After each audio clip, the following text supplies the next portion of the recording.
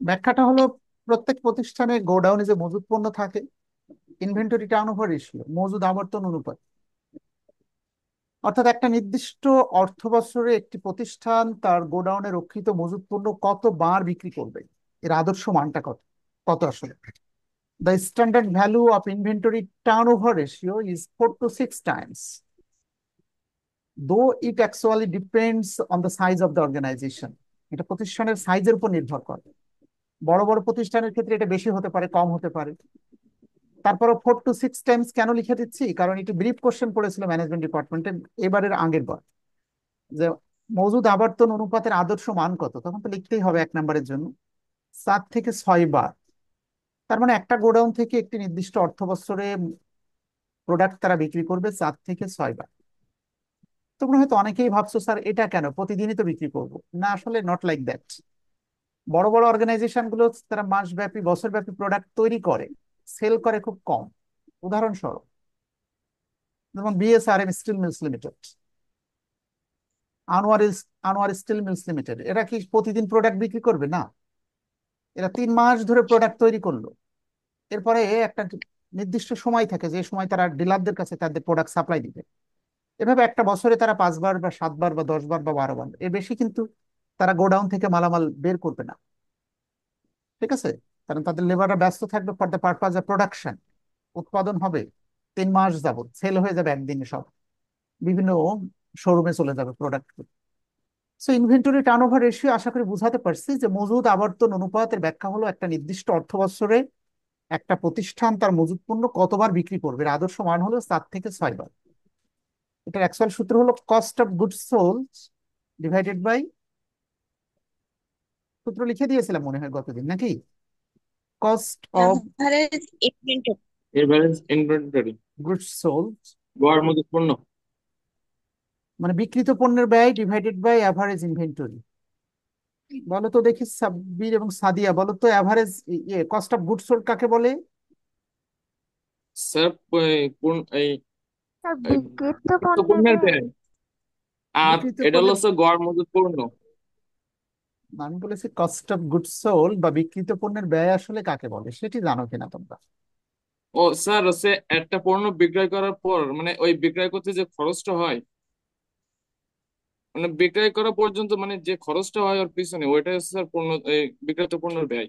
আচ্ছা, ঠিক আছে, সংক্ষেপে সে বলছে একটি প্রোডাক্টকে বাজারে বিক্রয়ের পূর্ব পর্যন্ত তার এগেনস্টে যত টাকা খরচ হয় সেই খরচের যোগফলকে বিক্রিত পণ্যের ব্যয় বলা হয়।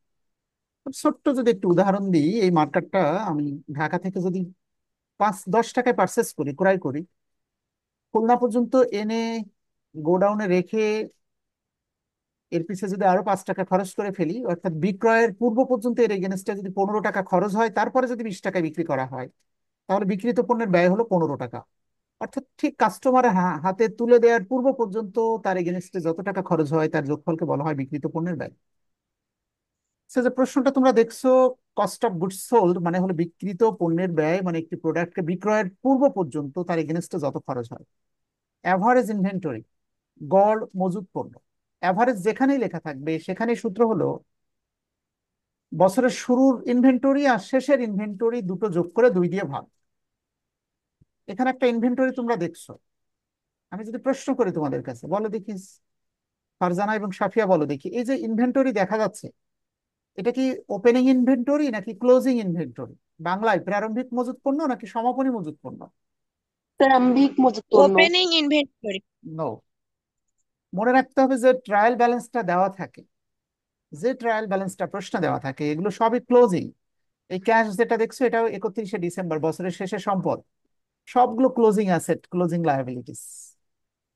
তাহলে ওপেনিং ইনভেন্টরি যদি প্রশ্নে থাকতো তাহলে নিচে লিখে দিত তারা, সেই অঙ্ক ওপেনিং ইনভেন্টরি নেই।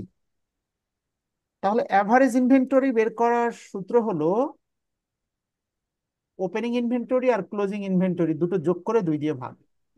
কিন্তু অভিজ্ঞতা বলছে যত প্রশ্ন তোমরা তোমাদের লাইফে দেখবে সবগুলো প্রশ্নেই একটা ইনভেন্টরি থাকবে, কাজেই তখন আর 2 দিয়ে ভাগ করতে হবে না, শুধু ক্লোজিংটাকেই অ্যাভারেজ ভেবে নিতে পারবে। আমি কি বোঝাতে পারছি? এবার আসলে তাহলে কস্ট অফ গুড সোল্ড এখানে দেওয়া আছে কিনা আমরা একটু দেখতে চাচ্ছি। এবার আসলে আমরা কস্ট অফ গুডস সোল্ডটা বের করতে চাচ্ছি, ঠিক আছে? তো কস্ট অফ গুডস সোল্ড বের করার একটু সূত্র তোমরা লিখে নাও। বলো, কে বলতে পারবে কস্ট অফ গুডস সোল্ডের সূত্র? জিনিয়া আফরিন বলো। Opening inventory plus purchase minus closing inventory.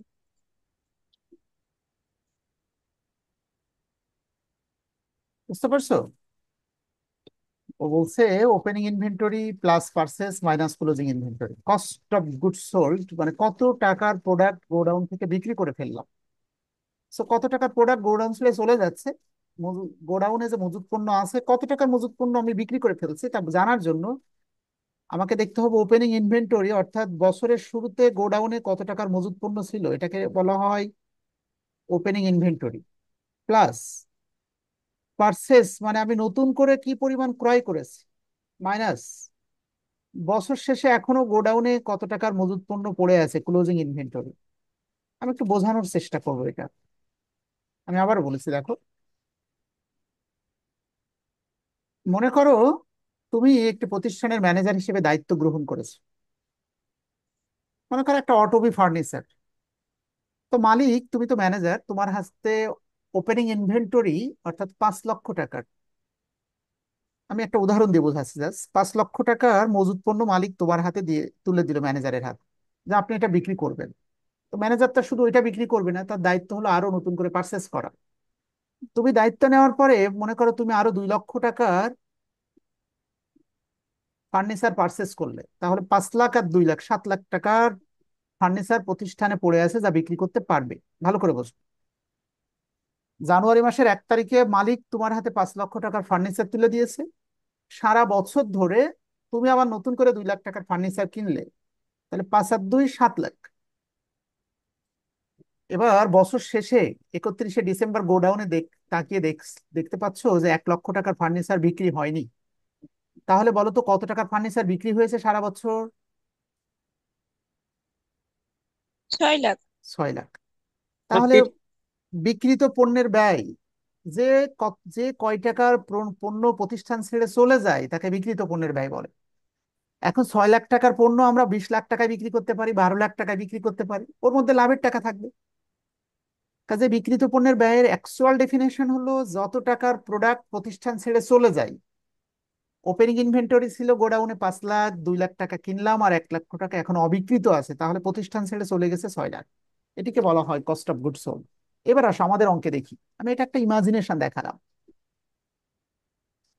এবার আমি যে প্রতিষ্ঠানের অঙ্ক করছি এই প্রতিষ্ঠানের কোনো ওপেনিং ইনভেন্টরি আছে?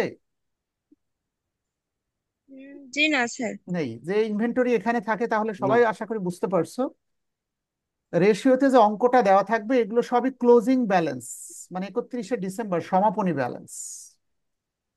কোনো ওপেনিং ইনভেন্টরি নেই, তার মানে মালিক আমার হাতে কিছুই তুলে দেয়নি, 0 টাকার মজুত পণ্য, প্লাস আমি ম্যানেজার হিসেবে দায়িত্ব নেওয়ার পরে আমি দেখি পারচেস করেছি, দেখো ডিউরিং দ্য ইয়ার সারা বছর ধরে সেলস ওয়ার টাকা 8 লাখ, আমি 8 লাখ টাকায় বিক্রি করেছিলাম, বিক্রয়ের মধ্যে তো লাভের টাকা আছে। পারচেস ওয়ার টাকা 4.5 লক্ষ টাকা, আমি ম্যানেজার হিসেবে দায়িত্ব নিয়ে 4.5 লক্ষ টাকার মজুত পণ্য পারচেস করলাম। কিন্তু 31শে ডিসেম্বর প্রতিষ্ঠানের দিকে তাকিয়ে দেখি এখনো অবিকৃত মজুত পণ্য আছে, দেখো ক্লোজিং ইনভেন্টরি কত টাকা? 1,60,000। 60,000 টাকা। তাহলে কস্ট অফ গুডস সোল্ড কত টাকা বলো তো? এটা থেকে এটা বিয়োগ করলে কত হয়? 2,90,000। হ্যাঁ হ্যাঁ, দুই দুই লাখ লক্ষ নব্বই নব্বই হাজার হাজার টাকা এটি হলো এই অঙ্কের জন্য কস্ট অফ গুডস সোল্ড। তাহলে পরীক্ষায় কিন্তু এভাবে লিখে দেখাতে হবে তোমাকে। আমার কথা বুঝতে পারছো সবাই? যদি হোয়াইট বোর্ডটা দেখতে অসুবিধা হয়, এবার কি দেখতে পাচ্ছো? কস্ট অফ গুডস সোল্ড এর সূত্র হলো opening inventory plus purchase minus closing inventory. হ্যাঁ, তাহলে 2,90,000 টাকা আমি পেয়ে গেলাম কস্ট অফ গুডস সোল্ড। এটাকে ভাগ করতে হবে অ্যাভারেজ ইনভেন্টরি দিয়ে। অ্যাভারেজ ইনভেন্টরি অর্থ হলো opening inventory plus closing inventory divided by 2। ওপেনিং আর ক্লোজিংটা যোগ করে 2 দিয়ে ভাগ করতে হয়। কিন্তু যেহেতু এই প্রশ্নে শুধু ক্লোজিং ইনভেন্টরি আছে, কাজেই 2 দিয়ে আর ভাগ করতে হবে না। এই প্রশ্নে ক্লোজিং ইনভেন্টরি আছে দেখো 1,60,000 টাকা। 29কে 16 দিয়ে ভাগ করলে উত্তরটা আমরা পেয়ে যাচ্ছি।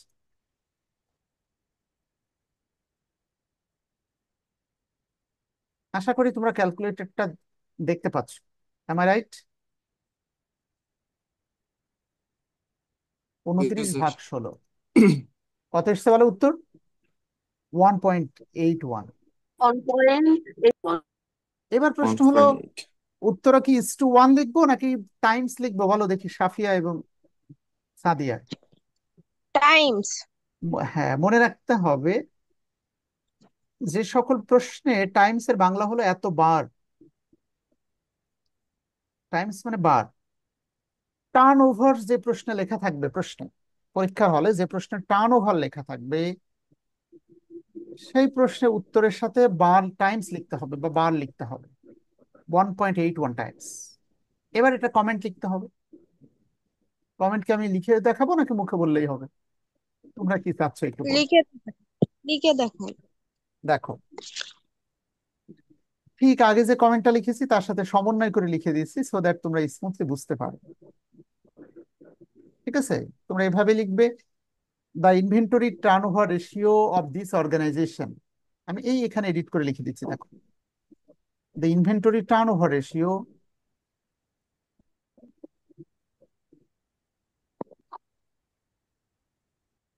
TURN, turnover ratio, Bangla কি বলো? মজুদ আবর্তন অনুপাত এই প্রতিষ্ঠানের কত বলো? 1.81 টাইমস। 1.81 টাইমস। বলো, এটা কি ম্যানেজমেন্টের দক্ষতাকে নির্দেশ করে নাকি অদক্ষতাকে নির্দেশ করে? বলো, কে বলবে বাংলায়? এটা কি একজন ম্যানেজার দক্ষ? একটা প্রতিষ্ঠান মিনিমাম 4 থেকে 6 বার প্রোডাক্ট বিক্রি করতে হবে। গোডাউন থেকে 4 থেকে 6 বার মজুত পণ্য প্রতিষ্ঠান থেকে বিক্রি করতে হবে। এই প্রতিষ্ঠান 2 বারও বিক্রি করতে পারেনি, বিক্রি করেছে 1.81 টাইমস, মানে 2 বার বিক্রি অদক্ষ। করতেও ব্যর্থ হয়েছে। তাহলে কি লিখতে হবে ব্যাখ্যা? হুইচ স্যার ইন্ডিকেটস, অদক্ষ। যা নির্দেশ করে the inefficiency of the management. তোমাদের জন্য কষ্ট না হয়, আগে ছিল এফিসিয়েন্সি মানে দক্ষতাকে, এবার হলো ইনএফিসিয়েন্সি মানে অদক্ষতাকে নির্দেশ করে ম্যানেজমেন্টে। Because the standard value of inventory turnover ratio, কারণ মজুদ আবর্তন অনুপাতের আদর্শ মান হলো 4 to 6 টাইমস। এই যে আমি শেখাচ্ছি 6 টাইমস, এভাবে যদি বুঝতে পারো আমাকে তাহলে অবশ্যই আজীবন মনে থাকবে। বুঝতে পারছো? কারণ আদর্শ মান মজুত আবর্তন অনুপাতে 4 থেকে 6 বার। তাহলে 1 বছরে গোডাউন থেকে মজুত পণ্য বিক্রি হওয়ার কথা মিনিমাম 4 থেকে 6 বার, এই প্রতিষ্ঠান বিক্রি করেছে মাত্র 1.81 টাইমস, 2 বারও বিক্রি করতে ব্যর্থ হয়েছে, যা ব্যবস্থাপনার অদক্ষতাকে নির্দেশ করে। এখন যারা Yes, একটু sir. মেধাবী, those student who have a little bit of capacity to write down something in English version, যারা মোটামুটি অল্প স্বল্প ইংলিশে লিখতে পারো, তারা এটাকেই আবার ঘুরায় কোনোটা এভাবে লিখবে, কোনোটা আবার সোজা করে লিখবে, মানে একটু উল্টা করে লিখবে। উল্টা করে কেমন? ডিরেক্ট লিখবে, সরাসরি। This ratio indicates the inefficiency of the management, সরাসরি লিখবে। হ্যাঁ, এই রেশিওটা ব্যবস্থাপনার অদক্ষতাকে নির্দেশ করে। ইন্ডিকেটস পুয়ার ম্যানেজমেন্ট, ইনএফিসিয়েন্সি বারবার ব্যবহার না করে পুয়ার ম্যানেজমেন্ট শব্দটা ব্যবহার করতে পারো। ব্যবস্থাপনার অদক্ষতাকে নির্দেশ করে, কারণ আদর্শ মানটা লিখতেই হবে। Because the standard value of inventory turnover ratio, হ্যাঁ, ইজ 4 to 6 টাইমস। আশা করি কমেন্ট আজকে যারা উপস্থিত আছো তারা সবগুলোতে অন্ততপক্ষে লিখে আসতে পারবে সেন্টেন্স সঠিক করে, ভুল হবে না আশা করি। এবার আসো তাহলে, 3টে বিষয় আমাদের কমপ্লিট হলে আর 2টা বিষয় বাকি আছে। দেখো, অ্যাকাউন্ট রিসিভেবল টার্নওভার রেশিও। একজন ছাত্র আমাকে বলেছে, স্যার এই সূত্রগুলো তো মনে থাকে না। তাদেরকে আমি একটু বলে রাখি, how to keep in your mind for the long run. আমরা এই সূত্রগুলো দীর্ঘদিন কিভাবে মনে রাখবো? অ্যাকাউন্ট রিসিভেবল টার্নওভার রেশিও, দেনাদার আবর্তন অনুপাত। বাংলা, একটা নির্দিষ্ট অর্থ বছরে দেনাদারের কাছ থেকে কতবার টাকা সংগ্রহ করতে হবে, হাউ মেনি টাইমস। তো এখন এই সূত্রকে আমি মুখস্থ করে রেখেছি না, আমি শুধু টার্গেট আমার অ্যাকাউন্ট রিসিভেবলটা সৃষ্টি হয় কিভাবে, এটি আমাকে জানতে হবে। বলো তো, অ্যাকাউন্ট রিসিভেবলটা কিভাবে সৃষ্টি হয়? ইশরাত জাহান এবং সাফিয়া, বিক্রয়ের মাধ্যমে। নগদে বিক্রয় নাকি বাকিতে বিক্রয়? বাকিতে। তাহলে ওই বিক্রয়। ওই সূত্রের মধ্যেই, এই অঙ্কের মধ্যেই, এই টাইটেলের মধ্যেই সূত্রটা সীমাবদ্ধ আছে। দেখো, আমি সংক্ষেপে লিখলাম account, account receivable turnover ratio. আমি একটু সংক্ষেপে লিখলাম দেনাদার আবর্তন অনুপাত। তো এটা মুখস্থ করার কিছু নেই, আমরা শুধু জানি অ্যাকাউন্ট রিসিভেবল সৃষ্টি হয় বাকিতে পণ্য বিক্রি করলে। কাজে বাকিতে বিক্রয় উপরে লিখতে হবে ক্রেডিট সেলস। বাকিতে বিক্রয়ের ইংলিশ কি বলো? Credit sales. Credit credit sales. মানে বাকি, সেলস মানে বিক্রয়, divided by average account receivable. Average যেখানেই থাকবে, ইশরাক জাহান বলে, অ্যাকাউন্ট রিসিভেবল। অ্যাভারেজ যেখানেই থাকবে সেখানেই ওপেনিং আর ক্লোজিং দুটো যোগ করে 2 দিয়ে ভাগ, অ্যাভারেজ অ্যাকাউন্ট রিসিভেবল। আমি আবার বলছি, অ্যাকাউন্ট রিসিভেবল টার্নওভার রেশিও এর সূত্র হলো, অ্যাকাউন্ট রিসিভেবল মানে দেনাদার বাকিতে পণ্য বিক্রয়ের ফলে আমরা যাদের কাছে টাকা পাবো, অ্যাকাউন্টিং এর ভাষায় তাদেরকে দেনাদার বলা হয়। তো ক্রেডিট সেলস মানে বাকিতে বিক্রয় divided by average account receivable. ভালো করে শুনে রাখো, যেখানেই অ্যাভারেজ শব্দটা থাকবে এটার অর্থই হলো ওপেনিং আর ক্লোজিং দুটো যোগ করে 2 দিয়ে ভাগ। কিন্তু আমাদের প্রিন্সিপালস অফ অ্যাকাউন্টিং এ যত অঙ্ক পরীক্ষায় পড়ে, আমরা যারা টিচার, দীর্ঘদিনের টিচার, অভিজ্ঞতা হয়ে গেছে মোটামুটি, তারা বলবো ওপেনিং ক্লোজিং দুইটাই কোনো প্রশ্নে তোমরা খুঁজে পাবে না, শুধু একটা আইটেম পাবে, ক্লোজিং আইটেমটা পাবে। তাহলে কি তখন 2 দিয়ে ভাগ করতে হবে, সাব্বির? না স্যার। আচ্ছা, এই অঙ্কটা গতবার ইনকোর্সে পড়ার পরে আমাদের ছাত্ররা বলেছিল, স্যার অঙ্কের মধ্যে তো ক্রেডিট সেলস নাই, তাহলে ক্রেডিট পারচেস নাই, তাহলে কি অঙ্ক দুটো আমরা করব না? বলো দেখি, আমাদের তো সূত্রে ক্রেডিট সেলস আছে, তো ক্রেডিট সেলস কোনটা এখানে?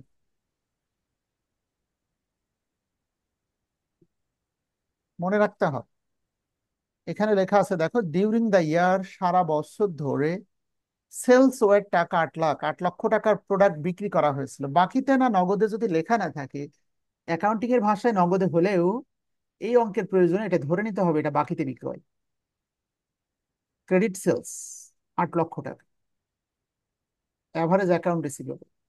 তাহলে ক্রেডিট সেলস, ক্রেডিট শব্দটা লেখা নেই, সেলস আছে, ওটাকে ক্রেডিট সেলস ধরে অঙ্কটা করতে হবে, divided by average account receivable. Receivable আছে 50,000। তাহলে 4টে শূন্য কেটে দাও, 5 × 5 = 5, 16 × 80, 16 বার, 16 টাইমস। এখন প্রশ্ন হলো এটার ব্যাখ্যা কি লিখবে, that's the question. Account receivable turnover ratio, অর্থাৎ এই প্রতিষ্ঠান 1 বছরে দেনাদারের কাছ থেকে 16 বার টাকা কালেকশন করেছে। তো এখন প্রশ্ন হলো এর আদর্শ মানটা কত? সেটা যদি না জানি তাহলে ম্যানেজমেন্টের দক্ষতা নাকি অদক্ষতা তা আমরা বলতে পারবো না। তাহলে এটি আমাদেরকে জি স্যার। আদর্শ মানটা জানতে হবে। এর আদর্শ মানটা আমারও এক্স্যাক্টলি মনে নেই, আমি একটু অনলাইন থেকে দেখিয়ে দিচ্ছি তোমাদের। ঠিক আছে?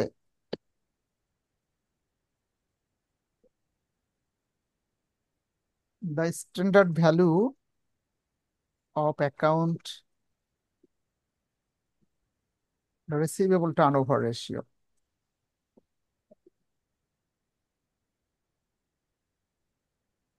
একটু খেয়াল করো, a good account receivable turnover ratio varies by industry. একটা ভালো টার্নওভার রেশিও নির্ভর করে প্রতিষ্ঠানের ভিন্নতার উপরে। বড় প্রতিষ্ঠানের জন্য এক ধরনের, ছোট প্রতিষ্ঠানের এক ধরনের, বাট ইন জেনারেল সাধারণত higher ratio is better as it indicates efficient collection. কিন্তু ধরে নিতে হবে রেশিওটা যত বেশিবার টাকা কালেকশন করতে পারছো তত ভালো ধরে নিতে হবে। A ratio of 7.8 is considered good on an average. সাধারণত 7 থেকে 8 বার, 7.8 মানে প্রায় 8 বারকে আদর্শ মান ধরা হয়। 7.8 is considered good on an average. Monitoring and analyzing the ratio help business gauge their financial health and spot areas to improve. তাহলে এই অঙ্কে আমরা দেখলাম এখানে তারা বলছে what is account receivable turnover ratio of 12। আচ্ছা, তারা বলেছে 7.8 টাইমস, মানে প্রায় 8 বার যদি হয় ভালো, আবার যত বেশি বার হবে তত বেশি ভালো। তাহলে এই প্রতিষ্ঠানটা কিন্তু বলো ব্যবস্থাপনা দক্ষতা নাকি অদক্ষতাকে নির্দেশ করে? কে বলবে তোমাদের মধ্যে? দক্ষতা। দক্ষতাকে নির্দেশ করে। রিমেম্বার, অ্যাকাউন্ট স্যার দক্ষতা। রিসিভেবল টার্নওভার রেশিওর ক্ষেত্রে মানটা যত বেশি হবে তত ভালো। লিখবে যে the minimum value of account receivable turnover ratio is 7 Times, 7.8 Times. দশমিক লিখতে আমি নিষেধ করছি, 7 to 8 টাইমস লিখে দিবে। Minimum standard value of account receivable turnover ratio is 7 to 8 times, মানে 7 থেকে 8 বার। The more the account receivable turnover ratio is higher, the is better the organization. মানে টার্নওভার রেশিও যত বেশি হবে ওই প্রতিষ্ঠান তত ভালো। As because the account receivable turnover ratio of this organization is 16 times, it indicates the efficiency of the management. এটা ব্যবস্থাপনার দক্ষতাকে নির্দেশ করে। বুঝতে পারছো? এটা ব্যবস্থাপনার দক্ষতাকে নির্দেশ করে। Well, better. আবার অ্যাকাউন্টস পেয়েবল টার্নওভার রেশিওর ক্ষেত্রে এখন তো আমাদেরকে টাকা পরিশোধ করতে হবে। তাহলে আমরা কি বেশিবার পরিশোধ করবো নাকি আমরা মানুষকে টাকা দিব না? কোনটা ভালো বলো? কি মনে হয় এর আদর্শ মান কত? এখন তো রিসিভেবল না, এখন তো পেয়েবল, মানে আমাদেরকে we will have to pay the money. 7 to 8। 6 and 10 is considered ideal। 6 থেকে 10 বার লিখছে, আগে ছিল 6। মানে পরিশোধের ক্ষেত্রে 6 থেকে 10 বার, ওই একই রকম আর কি। আসলে এটার অ্যাকচুয়াল মান বলা অত্যন্ত ডিফিকাল্ট, এক একজন রাইটার এটাকে এক এক ভাবে কনসিডার করে। সো আমরা গুগল সার্চ করে যা পাচ্ছি, মূলত 6 থেকে 10 বার 1 বছরে আমরা টাকা পরিশোধ করব, ওটাই আদর্শ। লিখে রাখবে কিন্তু সাবমিট।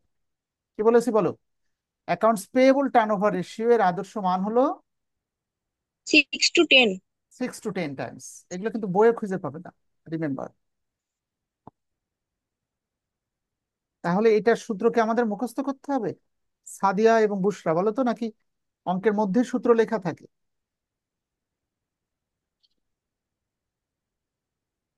অঙ্কের ভিতরেই সূত্র। বলো তো অ্যাকাউন্ট পেয়েবল কিভাবে সৃষ্টি হয়?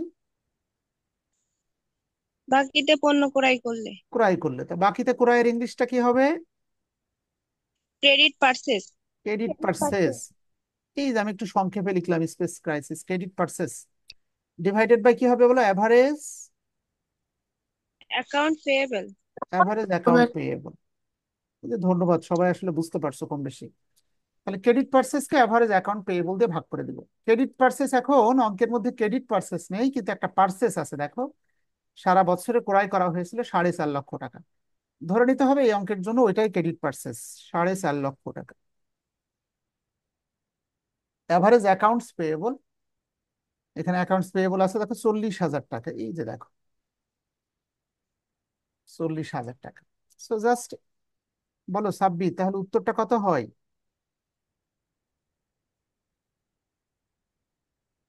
4 × 1 = 4, 4 × 11 = 44। 11.25। এত টাইমস। এইটা আবার এমন বললো না যত বেশি পরিশোধ করতে পারবো তত ভালো। আসলে বিষয়টা অলমোস্ট রাইট। এটাও বলবে এফিসিয়েন্সি অফ দ্য ম্যানেজমেন্ট, এটাও ব্যবস্থাপনা দক্ষ। কেন দক্ষ? কারণ the standard value of account payable turnover ratio is 6 to 10 Times.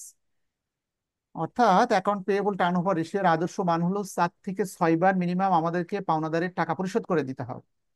যেহেতু এই প্রতিষ্ঠান প্রায় 12 বার টাকা পরিশোধ করতে সক্ষম হয়েছে, 11 বার, which indicates the efficiency of the management. কারণ এটা প্রায় আদর্শ মানের কাছাকাছি। এক্স্যাক্টলি উত্তর তো বের হবে না, কাছাকাছি থাকলে ব্যবস্থাপনা দক্ষ। খুব বেশি যদি এলোমেলো হয়ে যায় ব্যবস্থাপনা অদক্ষ। যেমন যদি অনলি 3 বার হতো, 3 টাইমস, তাহলে আমরা এটাকে ইনএফিসিয়েন্সি বলতাম। তার মানে আমরা উই হ্যাভ ফেলড, আমরা ব্যর্থ হয়েছি পাওনাদারকে টাকা দিতে। এখন প্রশ্ন হলো স্যার যদি 20 বার হতো তাহলে কি এফিসিয়েন্ট হতো নাকি ইনএফিসিয়েন্ট হতো? কে বলতে পারবে? স্যার অতিরিক্ত হয়ে গেলে তো একটা অদক্ষতা স্যার এটা। কেন? পাওনাদার টাকা পায়, তাকে টাকা দিবে না তুমি? স্যার পাওনা তো টাকা পাই, কিন্তু অতিরিক্ত কিছু তো স্যার ঠিক না। নো, মানে নো, নো। আমার যেটা প্রয়োজন।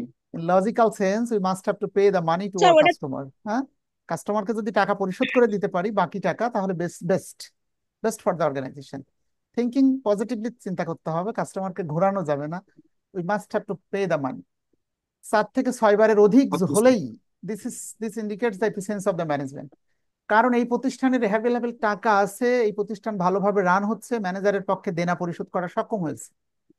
ঠিক আছে, অধিকবার।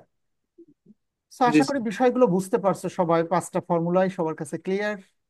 এভাবে হতাশ হওয়া যাবে না। রেকর্ডেড ক্লাসটা আবারও দেখবে বাসাতে একবার।